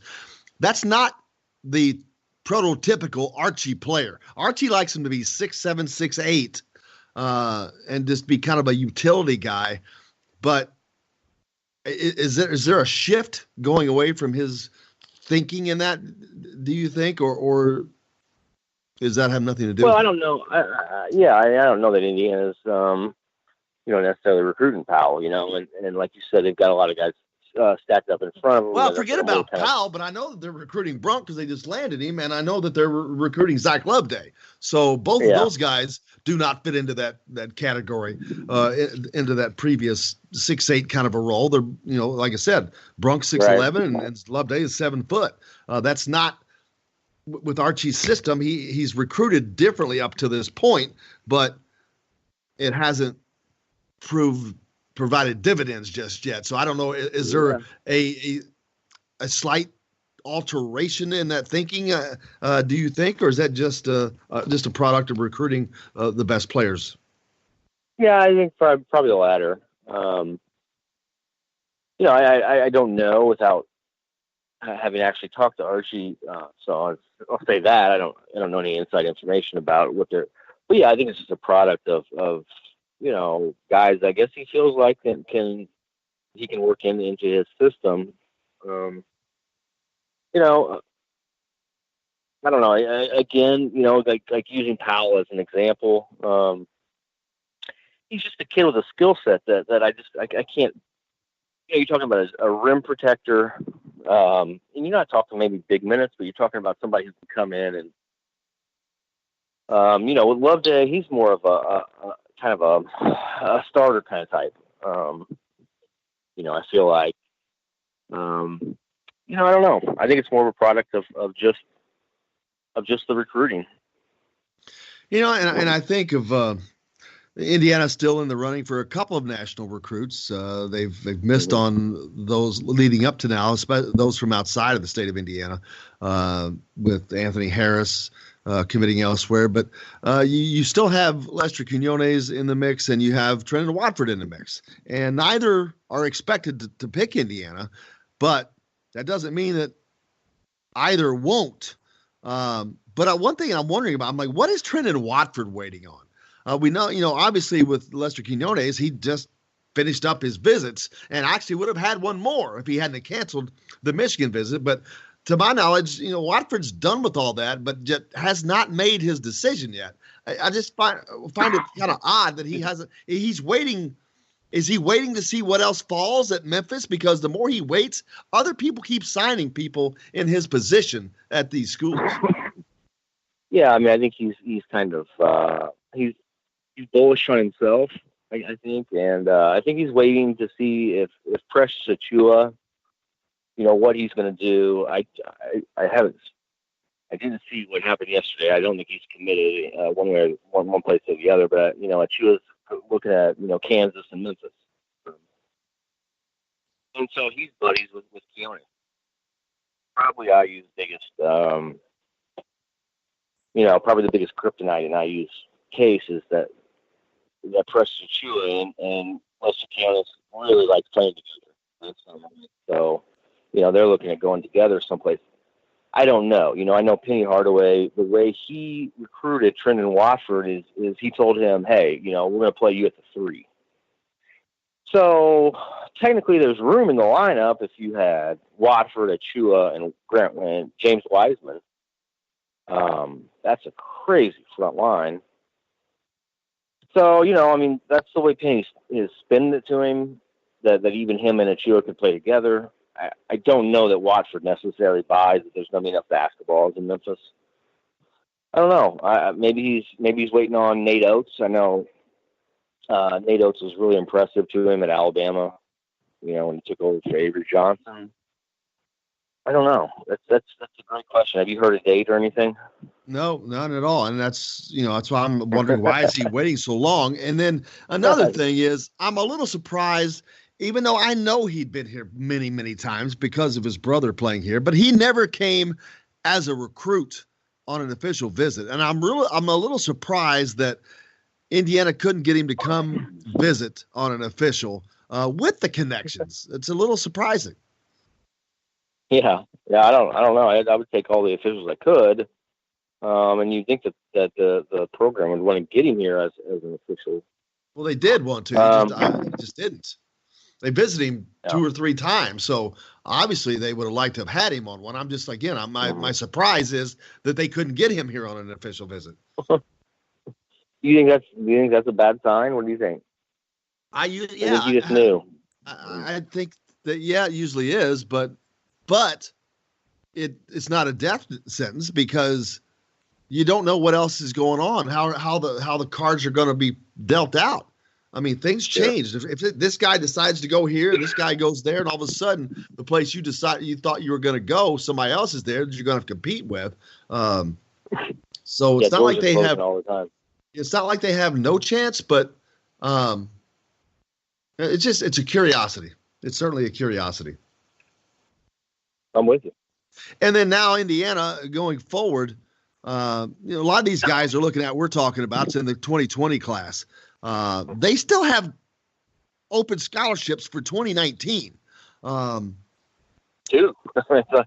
So I got 11 on right now. Yeah. If Quinones and or Watford fall through, do they go the grad transfer route? I mean, you don't leave those scholarships open. I don't see the purpose of leaving those scholarships open. But the one thing I talked about earlier in the show is Archie's system has been shown to be tough to get by new players coming in. So does that affect a grad transfer? Is that going to make grad transfers not as potent at Indiana, i.e. an Edmund Fitzner last year, who came in as a career 42% three-point shooter, but couldn't hit water if he fell out of a boat in this system? Is it because of the system, or did he just not play well last year? That's a question. Well, I don't know. Shooting it just seems like, all the good shooters I was ever around, it doesn't really matter who they played for or where we played at or anything. It's shoot. And I was thinking about this the other day. It's like, what happened to Fitzner? Like, I remember a year ago, right? And we were talking about him, and I felt like we thought he was going to be a little bigger contributor, I guess. And so, I don't know if that's a product of the offense. I don't know. I just think things went downhill. He got, his confidence got low. I don't know. Maybe he was hurt. I don't know. But he wasn't hurt. That's the thing. And when I watched him at St. Mary's, and when I watched tape on him, he seemed to really relish being in in transition, in the flow of the game. That didn't happen. That doesn't happen with Indiana. And that style of play with him. So I'm wondering if that had an effect on it. That's a great point. I mean, if you look at the Marquette game, right, it's probably his best game in a Hoosier uniform, and he scored when Indiana was getting up and down. You remember all those threes he hit in transition, kind of, off the back end of the transition. So, yeah, that's a great point. I don't know what went on, but if you're Archie Miller, you got to figure out how to be able to work in grad transfers. I mean, that's like the Orioles not going after international prospects, for years and years and years. You can't just turn down a whole market. I mean, I guess you could, but there's, especially in this case, you got 2 scholarships open. You got to fill those, and the grad transfer route is best. If you didn't want to give Wyndham a scholarship, fine. But you got to fill that. If not for practice, injuries. You're down to 11 guys. I think that's the best route. It doesn't take up a scholarship long term, but yeah, you can get an experienced, quality leadership kind of type of kid. Oh, there's no doubt what you can get. It's just whether or not it can be worked into the system. But also noticed you got to figure that out. Well, when do you figure that out? Did they figure that out with Evan Fitzner? Well, maybe it was a lesson. I don't know. People were kind of harsh on Archie's handling of like Romeo and different things. You got to understand, not you, people. Romeo Archie has never had a 5-star guy before, and I kind of compare it to when I talk to these high school coaches, and they have a 5-star kind of talent in their program. They never coached a 5-star talent before, and there's a whole lot of juggling you got to do. So things we don't even consider, and so I think maybe that had something to do with it as well. With Archie, with Romeo's struggles, and anyway. Speaking of Romeo, I saw that his former running mate Sean East at New Albany High School signed with UMass. Yeah, that was wild. Were you surprised by that? I mean, only because I had not heard UMass as a potential landing point. Did you always think as a D1 kid? You know what? That was not my. I didn't think so. Only because no one else was thinking so. And I'm like, well, what am I going to say? If no one else thinks he's D1 worthy at that moment, why would I say that? So, but he went People off are cheap. He went off and did what he needed to do. He worked hard and he had confidence in himself, and he's found himself a good landing point at a D1 school at UMass. So, congratulations to him, by the way. But he worked it, and he worked himself into that position. Yeah, that's a great story. I mean, that's good. I was looking for some articles last night. I was courtside a couple times and watched him or whatever. But this kid I've never really heard a whole lot of. When I talked to people, they were like, when we were looking at getting Romeo last year, it's like, well, what about bringing Sean East into the fold? Is that change things? People are like, oh yeah, he's not a Division I player. No. Yeah, I hear that a lot. Well, he is now. So. People tell me that all the time. So I'm happy for the kid. That's awesome. And UMass going to be pretty good. They got a pretty good class coming in. Well, good for them. Nick Baumgart, thank you so much for joining us. We appreciate it, man. Oh, you bet, you guys. How's Monday treating you? Monday's Monday, man. We're off the road. It is Monday, right? Yeah. It certainly is all day. Mm-hmm.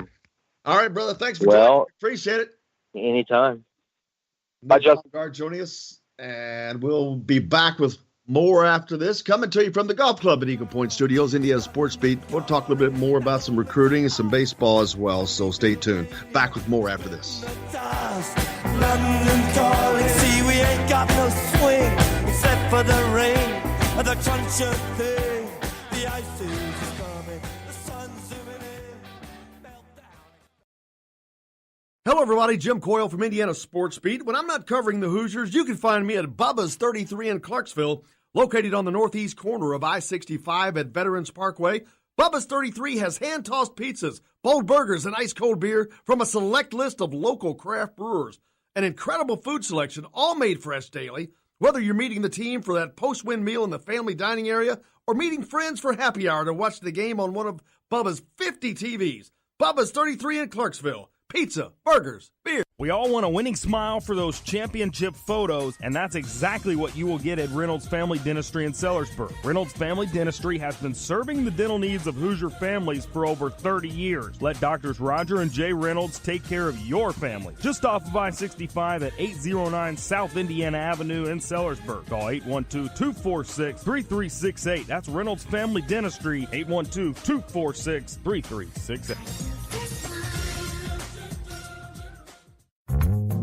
Many medicines used to treat colds and flu contain acetaminophen, a pain reliever and fever reducer found in hundreds of over-the-counter and prescription medicines. But taking too much or more than one medication containing acetaminophen per day can damage your liver. So always read the label and don't take acetaminophen if you drink 3 or more alcoholic drinks every day. To learn more, visit fda.gov/OTC pain info. A message from the U.S. Department of Health and Human Services Food and Drug Administration. This is Jim Coyle with the Indiana Sports Beat. And I'm Justin Kalen with Indiana Sports Beat. Justin, what's your favorite show? It's got to be Indiana Sports Beat, but I'm not ever sure where to find it. Well, you can always like and follow us on Facebook. Always follow the show rebroadcast on iTunes, Google Play, iHeartRadio, Spotify. TheDailyHoosier.com is a great place to sign up for each and every day. Or, of course, on 97.7 The Ref in Evansville. For the best recycling and waste removal service, turn to the area's leader, Sweetland Waste Removal and Recycling, a homegrown company serving southern Indiana since 1995. Sweetland Waste Removal and Recycling serves Floyd, Clark, Harrison, and Washington counties. For excellent service and peace of mind, call Sweetland Waste Removal and Recycling today at 812-944-5642. That's 812-944-5642. Keep life sweet with Sweetland Waste Removal and Recycling. All across the country, people are coming together to speed up what we can learn about health. The All of Us Research Program is calling on 1 million people to join us as we try to change the future of health. For your family, for future generations, for all of us. Visit joinallofus.org and find out how you can become 1 in a million.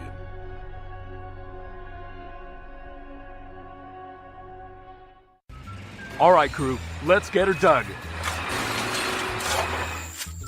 Honey, want to give me a hand? I'm planting that tree, remember? No matter how large or small your digging project may be, no matter how urban or rural, you must always call 811 before any digging project.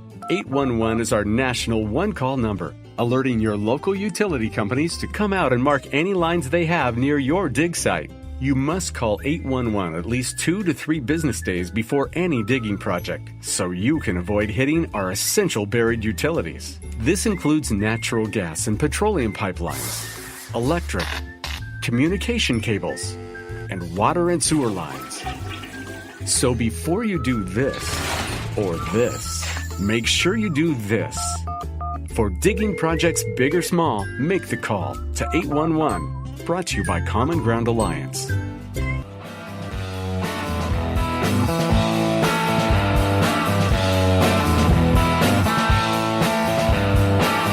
Welcome back to the Golf Club at Eagle Point Studios, Indiana Sports Beat with Jim Coyle coming to you. Thanks a lot for joining us here today. Man, a lot going on over the weekend. Indiana baseball, a huge series win over Minnesota. You talk about a game and a series snatched from the jaws of defeat. That happened when Matt Lloyd hit a 3-2 two-out rocket to right field to give Indiana a walk-off win over Minnesota Saturday in Game 2 of that series. And they would go on to win yesterday 7-1 easily, and that carryover from Game 2 was obvious. But, man, they were on the verge of losing the game and the series. That was their 7th straight series win that they came back from. But we were fortunate to talk to Coach Jeff Mercer afterwards. I'm not sure what clip we got here because, man, Jeff Mercer can talk, and he's great. I love his post-game pressers. He gives the best answers. I just don't know what you got there, Jake. He's talking about the fight that this Indiana team has and the culture he's trying to build around the team. There you go. Let's hear it. It shows that we have work to do on the mental side of things, right? It shows that I have to do a better job. I have to communicate more effectively and efficiently. I have to make sure that those things don't happen from a competitive standpoint and from a focus standpoint. But from that point forward, you look at the ability to respond from that and recover from that. You know, we've continued to do those things, whether it be injuries or whether it be losses early or what have you. We've continued to show that we have that ability, and we have to become that. That has to be our identity forevermore. As long as I'm associated with this program, as long as they'll have me, that has to be our identity for this year, moving forward, and evermore. And we can't ever go back. So. We just responded in a terrific way, in the way that we looked inward. We looked inward for the solution and not outward for a solution, and that was what. Yeah, Coach Jeff Mercer very happy with the fight that his team showed in that win, but he would much rather prefer that they just win like they did yesterday. It's a lot better on the whole on the ticker on the system.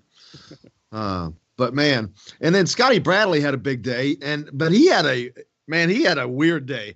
He was 2 for 5 at the plate. He scored 2 runs. He brought 2 runs in with 2 RBIs.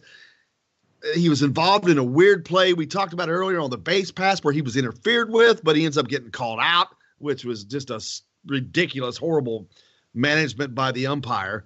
But then there was another play. There was a foul ball to the right side, and he's running, trying to make the grab, and ends up getting slamming into the fence. He had a rough day, man, but what a day he had. Go ahead and play that one, Jake. Really interesting day for me. So I think I just wanted a little bit more TV time is what I was trying to explain to some people today. But no, I heard Ryan call fence somewhat early, and I was going pretty aggressively over there. So, the more ground I started to cover, I was like, all right, it's got to be approaching here soon. And I didn't get a chance to kind of feel for the fence or take a peek. So I went up for it, expecting the fence to be there. Fortunately, it wasn't at that time until I kind of popped it right up and did the NFL combine tip drill. And then when I was coming down to get it the second time, I ended up finding a pole on the side of the head. So that wasn't too much fun. But luckily, I was obviously upset I couldn't make the catch. But Connor Mann is coming in, picking me up right there and get out of the inning, not giving up a run was absolutely huge for us. Scotty Bradley talking about his very exciting day yesterday as Indiana wraps up their 7th straight series win. They beat Minnesota 7-1 and take the series 2-1. They're on the road for the next couple of weeks. They've got to go to Illinois. They've got to go to Michigan. 2 big series coming up as they are currently in first place in the Big Ten. They're not only trying to win a Big Ten title, but they're trying to work themselves into a potential super regional host. We'll see how that works out for them, but hopefully that'll happen. They've got Louisville coming in 2 weeks. They have to travel to Kentucky a week from tomorrow, and then a week after that, Louisville comes in. That'll be huge games for them. The NFL draft happened over the weekend as well. A couple of Indiana players signed contracts. Wes Martin was drafted by the Washington Redskins. Dan Gottsel, a long snapper, signed a contract with Tampa Bay. And Jonathan Crawford, I forgot where'd he end up? Titans. The Tennessee Titans. Another good fit. So congratulations to those guys. Good luck. A great thing, if you didn't hear it, Jim Irsay, the owner of the Indianapolis Colts, gotta love, man, he has got to be I don't want to say Mark Cuban of the NFL, but he's something of the NFL as far as owners. He's great. He's a character and love hearing him. But here he is making a call yesterday. Who was it? What signee was this he was calling? Rocky Ya-Sin, cornerback. Here's the phone call directly from the Colts owner Jim Irsay to his newest player. Hey Rock, how are you, man? Jim Irsay here. Are you kidding me? Are you ready to come in and win a Lombardi? You got to get out there and prove it every single day in practice. So, God bless you. Congratulations to you and your family. You earned this day. You can guarantee the first part of that clip will now be going into the library. I love it. It's just funny, man. I love He's dude a cool of the NFL. Yes. Yeah. Man, well, he is. That's just like your opinion, man. Exactly. He is the dude in the NFL. He's the dude of owners. He is the dude of American sports owners. Are you kidding me? Oh, it was great. Oh, it was funny. NBA is going on right now as well. Last night, Eric Gordon, former Hoosier, playing for the Houston Rockets as they have a series with Golden State. The Warriors come away with a opening win, 104-100. There was a play at the end of the game where James Harden went up for a three-pointer and tried to draw a foul, and they were complaining about it. But if you watch the replay, he's got plenty of room to land until he throws his feet underneath his defender and draws the contact, so that didn't happen. But tonight, Philadelphia and Toronto, 8 o'clock game. Portland and Denver, they open up at 10:30. Boston also on the court last night. They handle Milwaukee in Milwaukee, 112-90. Boston, they heated up, man.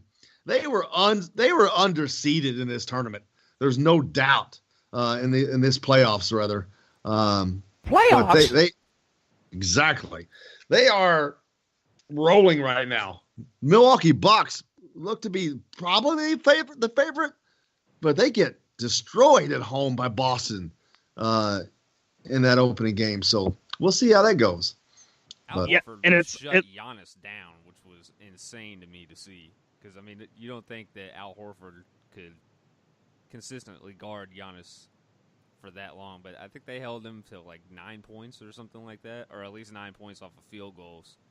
I mean, that is, for an MVP candidate, that's not good enough.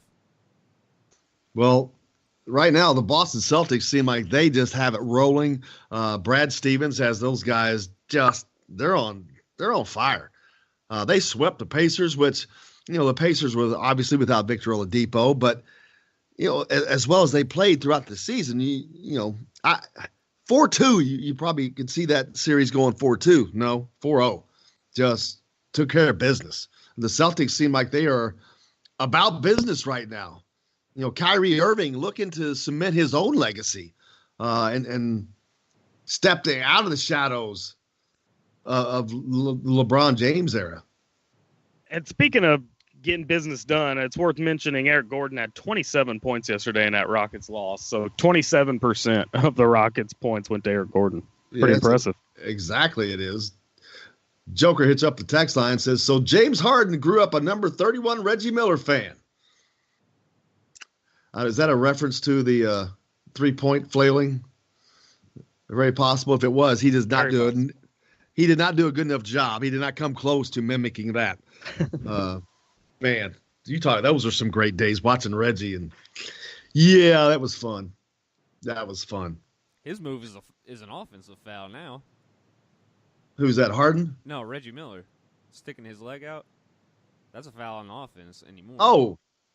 Oh yeah, that was a different era, man. They didn't call that stuff back then. You couldn't. Yeah, it's funny how things changed and how the games changed as far as how they're called, and just look back at the Bird era and with Lambeer and those guys. Those guys were. You get arrested for some of the stuff those guys got away with. I mean, arrested, man. It was like NBA/WWE sometimes. It was crazy. Tomorrow on the program, we will have, of course, Mike Schumann from the Daily Hoosier. Chronic Hoosier is still on hiatus as he has a commitment for the next, I think he's probably got another 5 weeks of that. So we're giving him a break. But we will certainly be ready for Chronic when he gets back. Hey, speaking about bringing everything to you, we appreciate our great sponsors, Reynolds Family Dentistry of Sellersburg, for one. They've been serving Southern Indiana families for over 30 years. Let Doctors J and Roger Reynolds take care of your families the way they take care of us and allow us to bring you the great IU content. We can't do that without them. People like John Sweetland from Sweetland Waste Removal and Recycling, a homegrown company serving Floyd, Clark, Harrison, and Washington counties in Southern Indiana since 1995. Keep life sweet with Sweetland Waste Removal and Recycling. Give them a call, 812-944-5642. And, of course, our friends at Bubba's. Man, I had some Bubba's pizza on Friday. I was so happy to have that. Their pizza is amazing. Oh, yeah. Really is. Joker calls it combat basketball now. That was combat basketball back then. That's what he's talking about. That's exactly what it was. That's the best name I've seen. It was certainly combat because there were some combatants. And Larry Bird does not like Bill Lambier to this day. He calls him a dirty player. He was just dirty. And because, he didn't mind hard, but he was just dirty. He was trying to hurt you. And if you see those clips about Bill Lambier, cracks me up. He's just a dick. He's trying to be all cool. Yeah, it was a situation. You come into our house and we weren't going to allow that. Did that, blah, blah, blah, blah, blah, blah. I'm not a Bill Lambier fan. I love hard play. Good grief. That's exactly what it was like. He's an idiot. But Oh, well, there's that. It's definitely a different game now. But, hey, we got lots more recruiting action we're going to be talking about tomorrow with Mike Schumann. Mike has been following it as well. And a lot of Indiana players, or from the state of Indiana, rather, were in action. A couple of Indiana teams were out in action as well. We'll catch up with all that tomorrow with Mike Schumann from the Daily Hoosier. So hope your day's gone well. We look forward to it tomorrow. Thanks a lot for joining us. For the boys, Jake and Justin, I'm Jim Coyle, and I will see you on the radio.